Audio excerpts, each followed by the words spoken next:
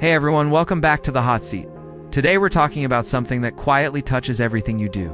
The tiny electronic chip inside your phone, car, and even fridge, the semiconductor. But this isn't just tech talk. Semiconductors are the hottest geopolitical issue on the planet right now. Countries are rewriting trade rules, building giant factories, and even changing national security policy over chips. Why? Because whoever controls advanced chips controls the future, from AI to military systems to who wins the next economic round. In the next 20 minutes, I'll explain why chips matter, who's winning, who's falling behind, and what that means for your job, your country, and the global balance of power. Let's jump in.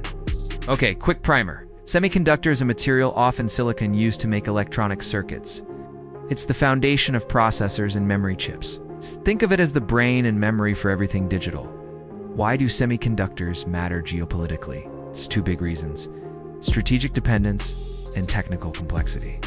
First, modern economies and militaries run on chips, from data centers and AI to drones and missiles.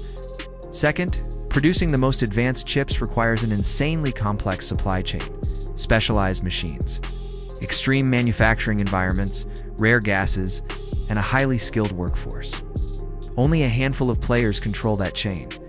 Control over chips means control over technology leadership, economic leverage, and crucially, national security. That's why chips are no longer a quiet industrial sector. They're central to national strategy. Let's map it out simply. The supply chain has specialized hubs. Design. Companies like NVIDIA, AMD, and Apple design chips, mostly in the US manufacturing foundries, the actual fabrication. Taiwan's TSMC and South Korea's Samsung dominate advanced node production. Equipment. Dutch company ASML makes extreme ultraviolet EUV lithography machines, the crown jewels of chip fabrication. Materials. Japan, Germany, and the US supply high-purity chemicals, gases, and tools. Packaging and testing, often done in Southeast Asia and China. The key point: no single country does everything. The US leads in design and intellectual property. Taiwan and Korea dominate advanced manufacturing. The Netherlands and Japan supply critical equipment and materials. China is a huge consumer and assembling base. This interdependence is both a strength and a vulnerability. Because chips are strategic, governments have moved fast. Here are the main levers: subsidies and reshoring. The US passed massive incentives to attract chip plants, the CHIPS Act. Europe and Japan launched their own programs.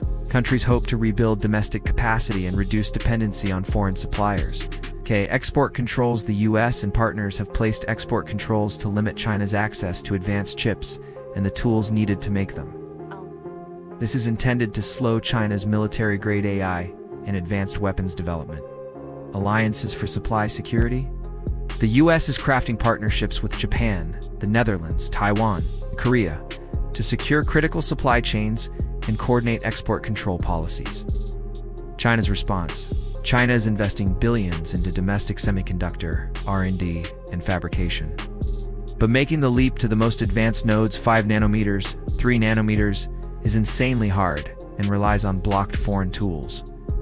All of this turns chips into a high-stakes industrial strategy, with governments competing to build factories and control the flow of advanced technology. Let's judge the major players. United States strengths. World-leading chip design firms, deep capital markets, strong R&D. Weaknesses. Lost much of its manufacturing base in the 1990s, 2000s. Now rebuilding slowly via incentives. Taiwan TSMC strengths. The planet's most advanced foundries. Unmatched manufacturing expertise. Weaknesses. Concentrated geography, political risk if cross-strait tensions spike. South Korea Samsung, SK Hynix strengths. Advanced memory manufacturing and growing logic capabilities. Weaknesses. A bit less dominant in the niche logic market versus TSMC. China strengths: huge domestic market, investments, vertical ecosystem. Weaknesses. Limited access to cutting-edge lithography and high-end IP due to export controls. Europe and Japan's strengths: equipment and materials excellence, ASML, Nikon alternatives, high-purity chemicals. Japan's companies supply crucial parts. Weaknesses: Getting large-scale wafer capacity quickly is expensive and politically tricky. So who's winning? Right now, it's a team effort where Taiwan and Korea are indispensable for advanced chips. The US leads design and IP, and Europe, Japan provide tools. China is the biggest challenger, but faces choke points. Why military planners care? Advanced weapons increasingly rely on AI sensors and real-time data, all enabled by high-end chips. Hypersonic missile guidance, satellite data processing, secure communications chips are embedded in it all. If a rival can't get advanced chips, it significantly weakens their edge in high-tech warfare. The US export controls aim to deny China those military-grade capabilities. That's not only economic competition, it's a deterrent strategy. But it also raises risks. Weaponizing trade controls can push targeted states to double down on self-sufficiency. It can also fragment the global tech ecosystem into rival blocs, which could make everyone poorer and slower to innovate. This fight affects regular people too. Chips power everything from cars to washing machines. Supply shortages or higher prices for chips ripple into higher costs for consumers, slower product releases, and interrupted auto production. Semiconductor geopolitics also shapes jobs. Incentives mean new factories good for manufacturing jobs, but advanced chip plants require specialized labor. Expect new training programs, changes in local economies around plants, and political debates over subsidies versus long-term market viability. Let's look at plausible scenarios over the next 3 to 10 years. Scenario 1. Managed competition.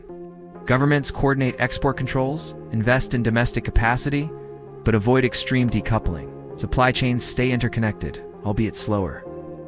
This is the least disruptive path. Scenario 2. Fragmentation and block economies technology. Blocks solidify. A US-led open but controlled block and a China-led alternative. Firms must pick markets and tech standards.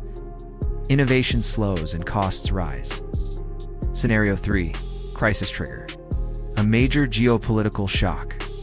For example, a serious incident around Taiwan prompts immediate disruptions. Chip fabs in Taiwan are at risk. Global supply chains seize up, forcing emergency mobilization of inventories and possible wartime production shifts. This would be catastrophic economically. Scenario 4. Rapid Chinese leap. China succeeds in building an independent advanced capability ecosystem through sustained investment, talent development, and perhaps alternative technologies. That changes the technological balance faster than many expect. If you're a business leader, map your supply chain, diversify suppliers, invest in relationships with trusted foundries, and plan for longer lead times. For investors, watch chip equipment makers, foundries, and companies that enable moats, IP software, or consumers. Expect cycles of premium pricing and product delays tied to chip capacity. Governments should invest in education, secure strategic partnerships, and be honest about the cost-benefit of subsidy programs. Semiconductors are the connective tissue of modern power, economic, technological, and military. The race for chips is a defining geopolitical story of our era. It's not guaranteed that one side will win cleanly. Instead, we'll probably see shifting balances, strategic hedging, more domestic industrial policy. Thanks for tuning in. If you liked this breakdown, hit like, subscribe, and tell me in the comments. Who do you think will dominate chips in 2030, the US, China, Taiwan, or someone else?